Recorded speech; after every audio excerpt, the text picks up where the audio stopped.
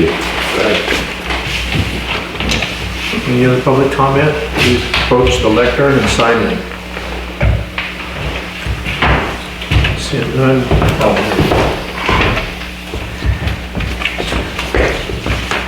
Good evening. One of the things that hasn't really been talked about, this is all funded by public dollars. And how are you going to ensure there's transparency, that there's accountability? If the departments that have vested in the C.S.D. currently have a governing board that's elected by the people. So my interpretation is not that's how it works.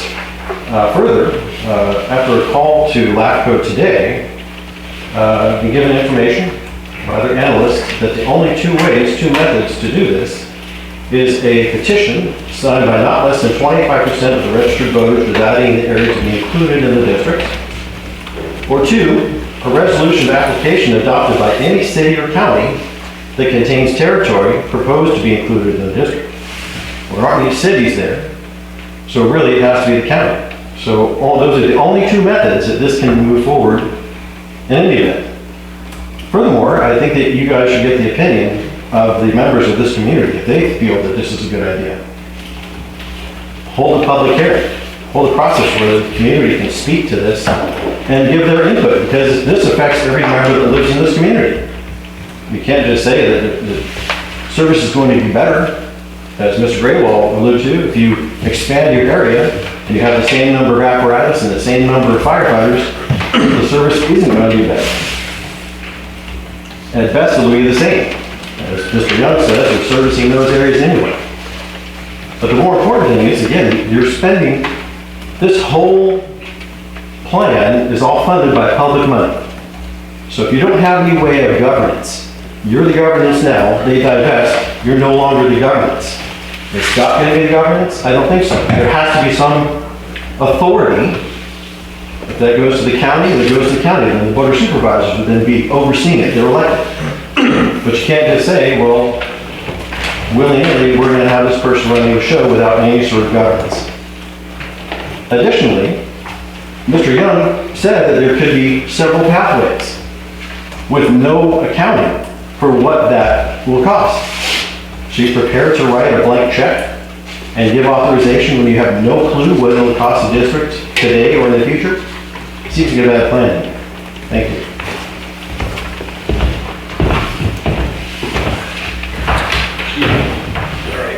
Any other public comment?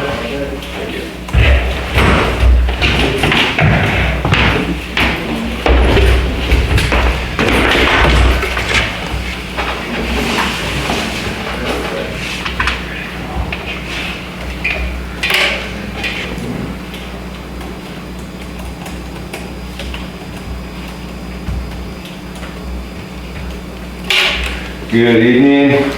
My name is Wyatt Navarro, engineer here at the fire department.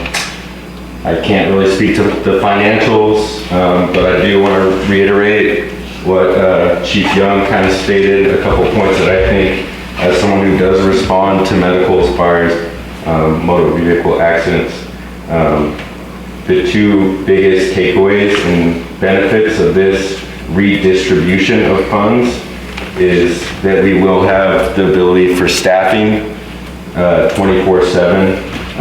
Right now, I don't know if you guys are really familiar with how it works, but 3 a.m. I'm sleeping, dreaming in my bed, and then my tones go off, my radio goes off.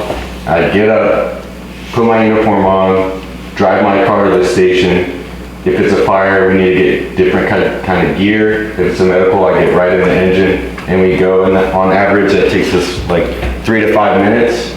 And then we're responding from the station to whether within the district or within our auto aid area, which is basically that map that is provided, which we're already responding to currently.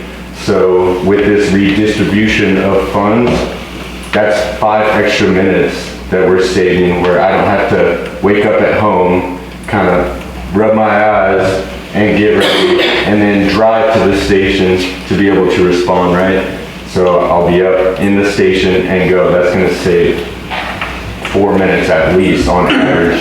So not only is this redistribution of funds going to help have staffing here 24/7, but also it's going to save on response times. And there is critical medical calls where that 4 minutes could mean life and death, as well as with fires. 4 minutes on a fire is a lot from the incipient stage to the growth stage. And that's kind of the 4 minutes that we would look to kind of eliminate with this redistribution of funds. So just want to reiterate that. Excuse me, can I ask you, do you live right here in town? I do, yes. So all of our firefighters that respond live within the district. That's mandatory for our PCF program.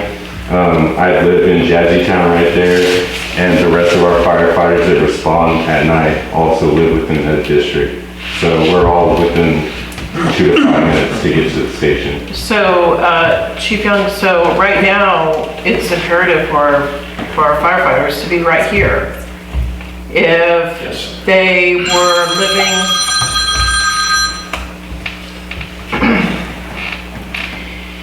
so is it not an asset then for our firefighters to be able to live on the, in the station 24/7, as you say, and then they wouldn't necessarily have to live right here in town? That is the goal.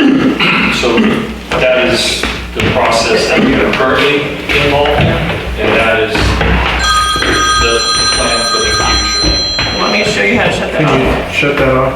I'm trying to. I ain't touching it. You could, Owen, you could put it on airplane mode and it'll shut off. Smash it. Sorry. Yes, ma'am.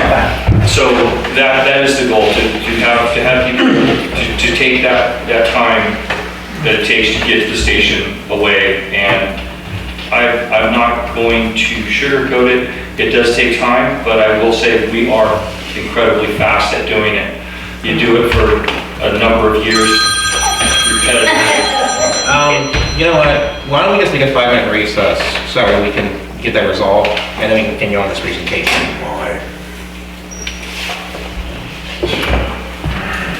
Call you back. We need to, finish up with the, Yeah, let's finish this up. with the public comment, if I. Any more public comment? I have one thing I'd like to say about this. Oh, I thought it looked like someone was about to get up for public comment. Yes. Sorry, I didn't mean. oh, did you ask? Oh, okay, sorry. I'll call you back.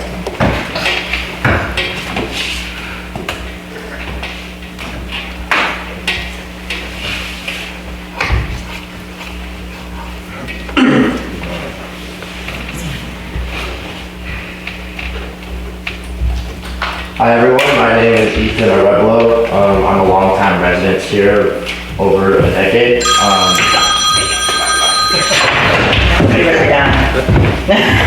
On top of that, I've been a firefighter with SMCSD for about 3 years, coming up on 3 years. This plan, first and foremost, our biggest goal is obviously in our C.S.D. limits, our own community. On top of that, there's been several instances where we are sitting at the station ready and able to make a response faster than some of the stations that our chief has proposed. On top of our current goals, right now, our super critical task right now is to be able to get long-term staffing, and the 2.0 staffing with a chief officer is crucial. To be able to do that, we need to up our stats, and that will help assist us with grants like the SAFER grant to be able to supply long-term and just long-term staffing to better serve our community. That's the most critical thing at hand right now. What we're doing with our temporary housing unit is we're able to better provide people that don't necessarily live in our district or our San Miguel area, because we have a few of those firefighters, and right now our department staff is somewhat low. We have about 10 members, maybe 5 or 7 of those that currently live in the city, but to be able to up that will only serve our community better. So to be able to get better stats, to get better grants, that'll just help us up our staffing long term, which will up the community response long term better. Okay, thank you. I just have one question, and that is, does the current budget provide, is there enough money there for full-time staff to live in the modular that's being installed?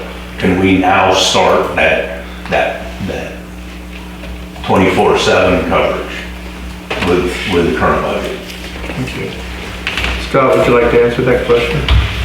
Okay, so there's a lot of questions, but with that one, currently, no, we do not have the ability to have outside members come and stay in the housing unit, but we can use our PCF model, and we could have our PCF stay in that station if they're working a 24-hour shift where I am not available. So we could utilize it that way. The housing unit is put in place to give us the ability to house staff upon receiving a safer grant, because we have to have a place to put people. If we just say, hey, and we've applied for the safer grant for a couple years with this housing project on the radar, but it's been a point of contention because we didn't have that ability to house staff. Now we're going to have the ability to house staff, so we apply for it this cycle. We're going to look more appealing, and hopefully that's the first step. With the safer grant, that'll provide, my application has 2 firefighters, actually an engineer and a firefighter, and it's a 3-year window that grant will cover. So we would have that 3-year ability to work through this process and then be able to fund those positions in the future. This is a long-term process, and the authorization to move forward is just simply that, to give LAFCO the heads up saying, I have the authority to go and engage LAFCO and start this process and get that ball rolling. And as I stated before, it's just like when I applied for the safer grant or the AFG grant, the board gives me the authority to do that. The board authority for the fire district would be an elected body. It's not going to be, one person sitting on high. You got that? Okay, thanks.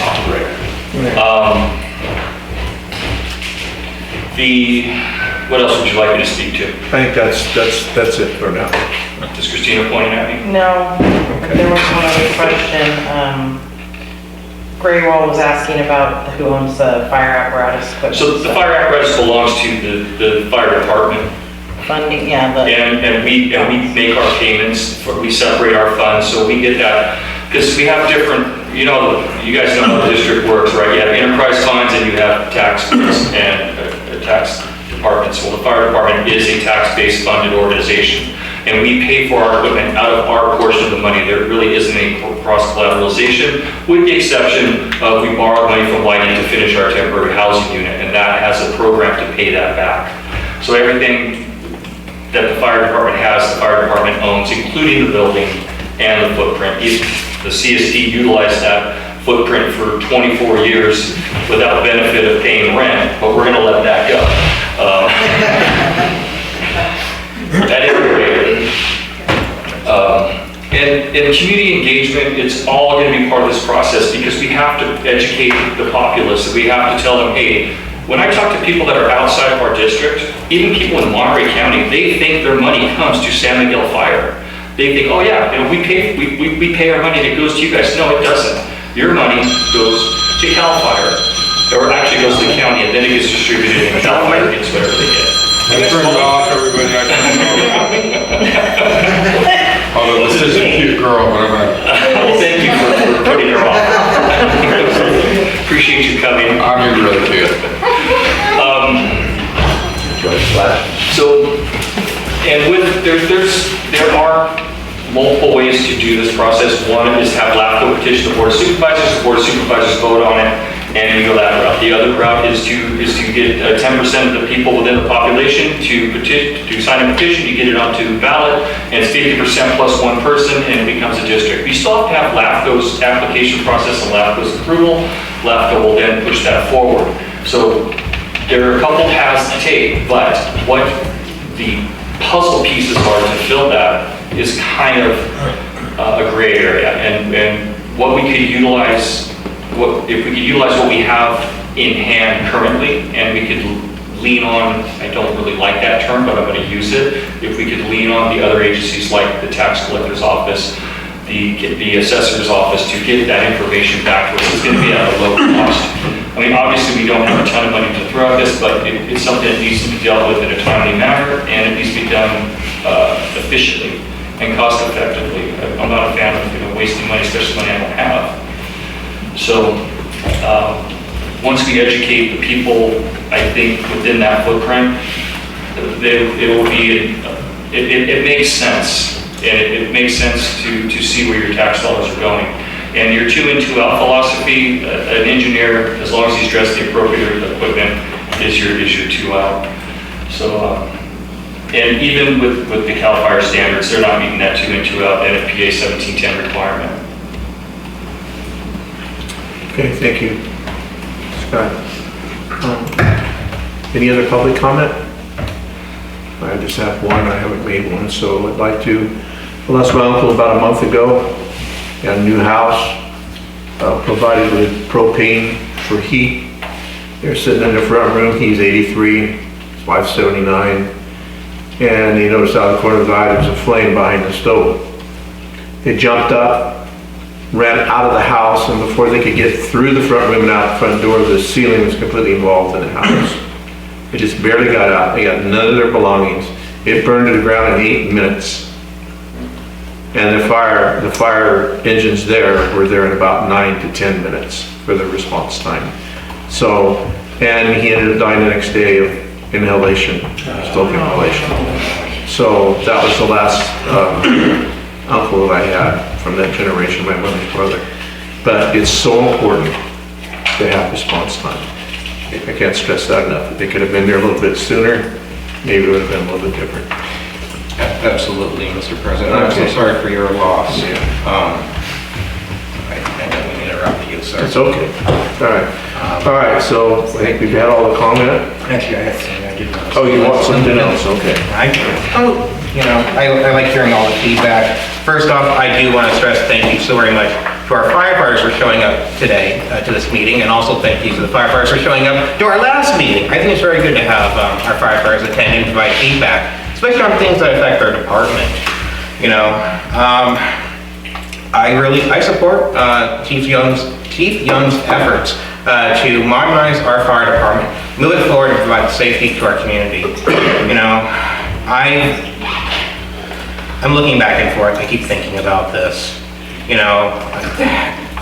Someone's laughing, but the reason is I'm looking at a notarized document in front of me.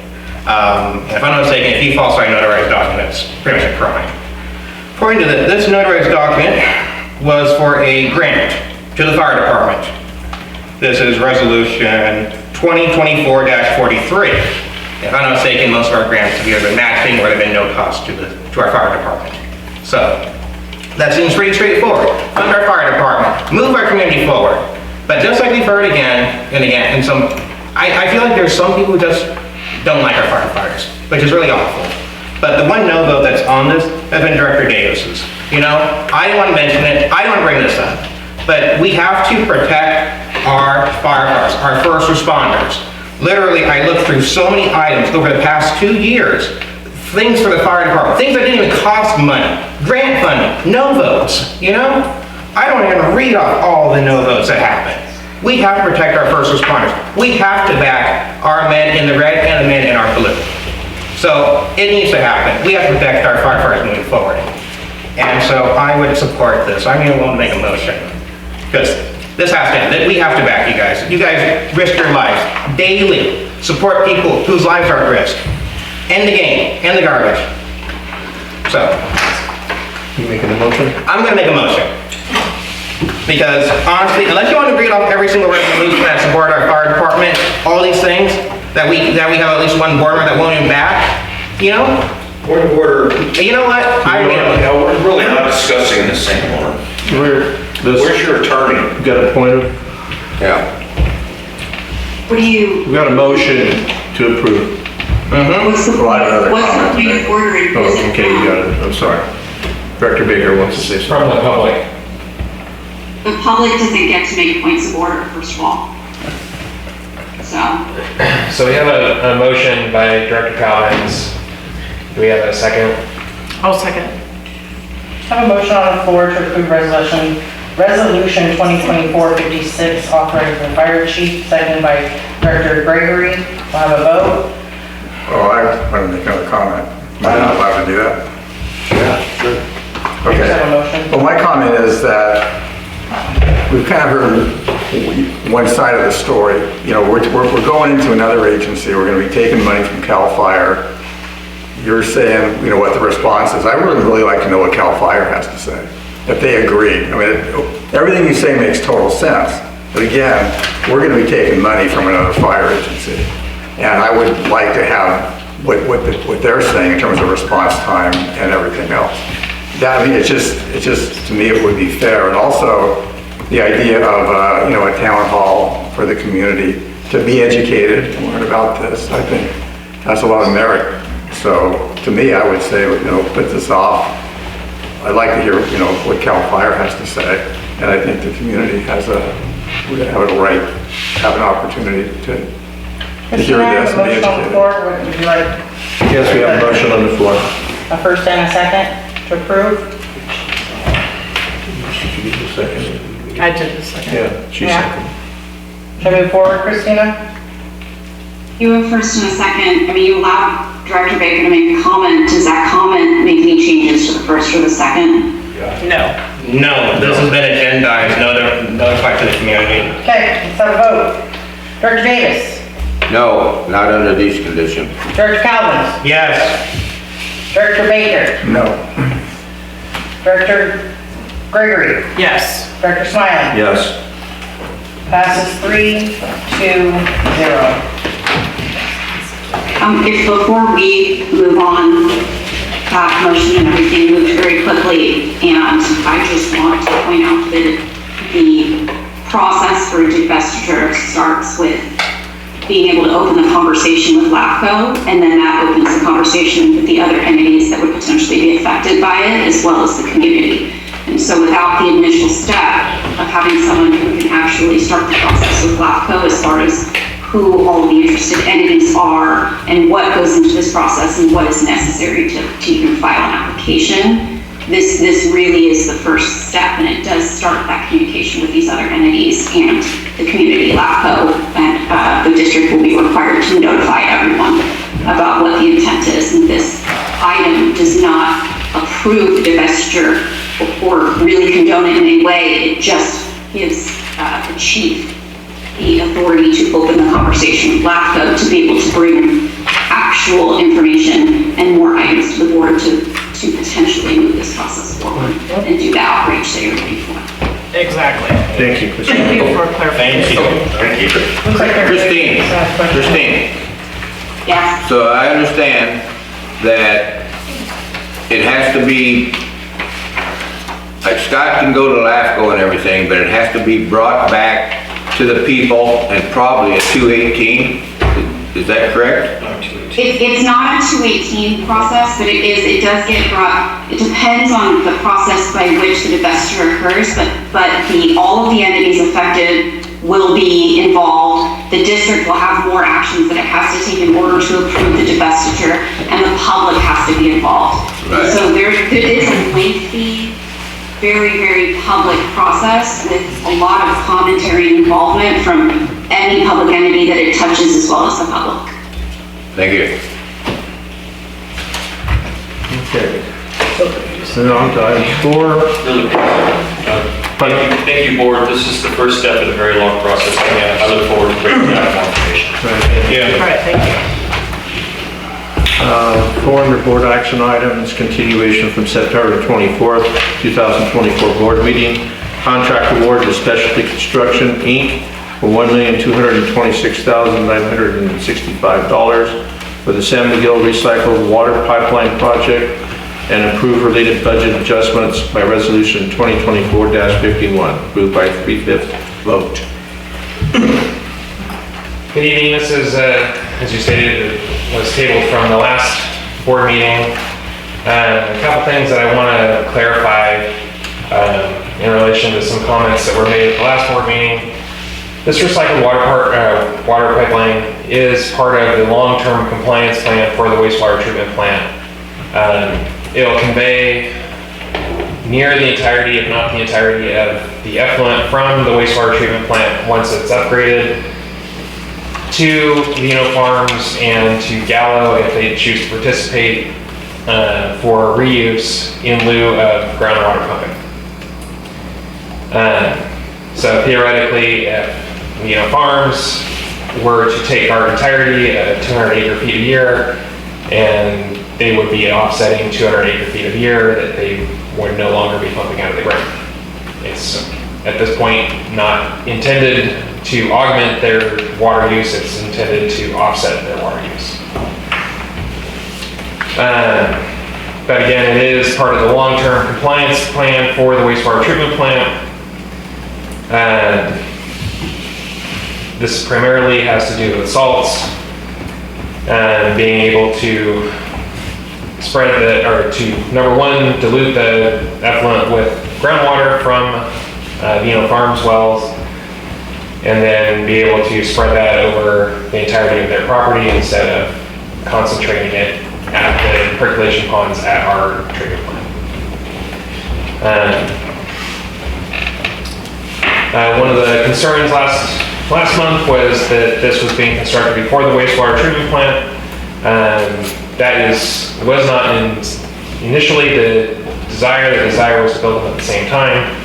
However, due to grant funding availability, if we're moving forward with this grant funding, we would need to move forward now and not wait for the wastewater treatment plant. By waiting for the wastewater treatment plant, we'll lose the grant funding that's available through Sigma right now, and the district will be building this on its own dime at an increased cost at whatever the inflationary cost is between now and the time it's built. So there will be a short period of time between the time it's built and the time it's used. However, that should be a short window. I have since talked to the water board in relation to our grant funding for the wastewater treatment plant. Due to circumstance changes, we are being moved to the funding list, which should be done within the next quarter, so by March of next year, and potentially be awarded by the end of next year. They're already processing our application and have been for some months, so our construction funding could be approved by as early as the end of next year.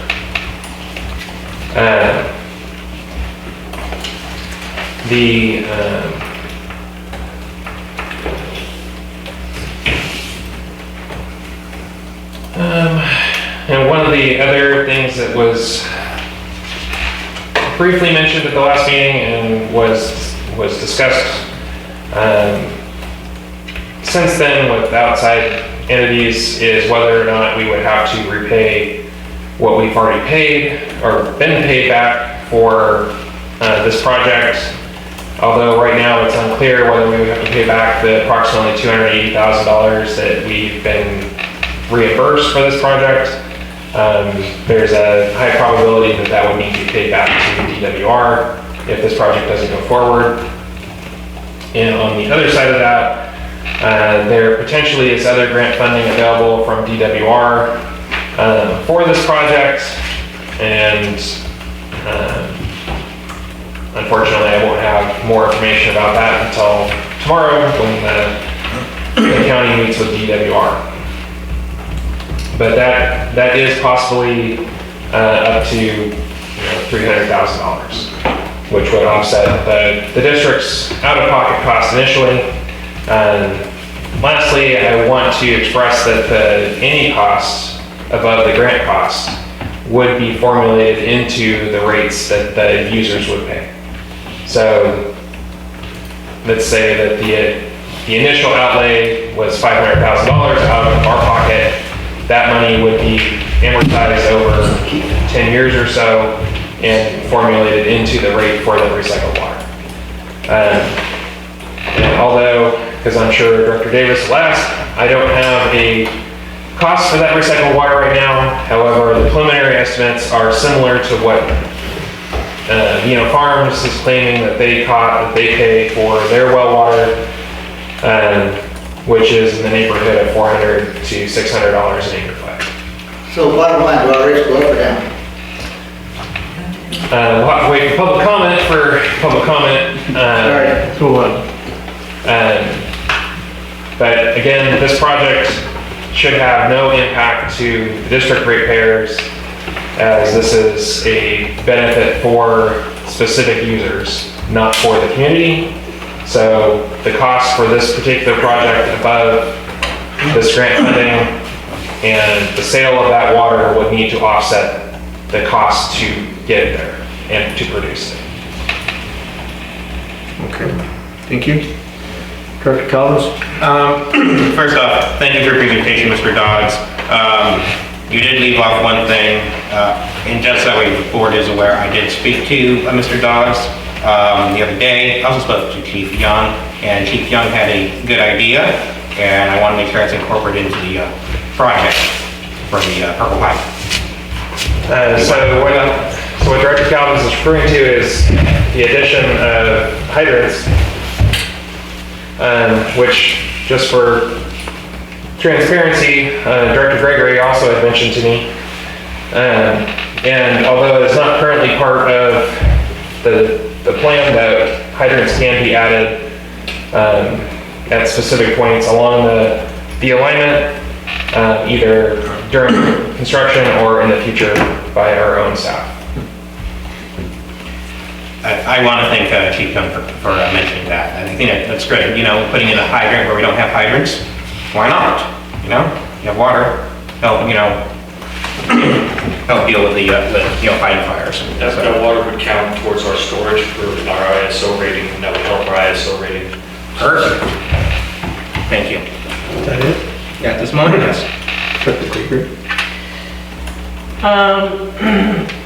Is there any, upon, I know we met the other day, so just, but I don't recall, what did you tell me that the possibility of this purple pipe to go to other areas of the community, it would be upon build out, is that right? Or no, it wouldn't happen? So on a large scale, recycled water, it does not make money. So if we were able to secure a grant fund, or grant funds to expand the purple pipe system throughout San Miguel and to the other side of the river, as was initially proposed as a concept when the wastewater treatment plant project was originally proposed, that would have to be through grant funds, or we would have to do it a little bit at a time as funding was available. But large-scale recycled water projects really don't pencil out unless you're into the millions and millions of gallons a day and you have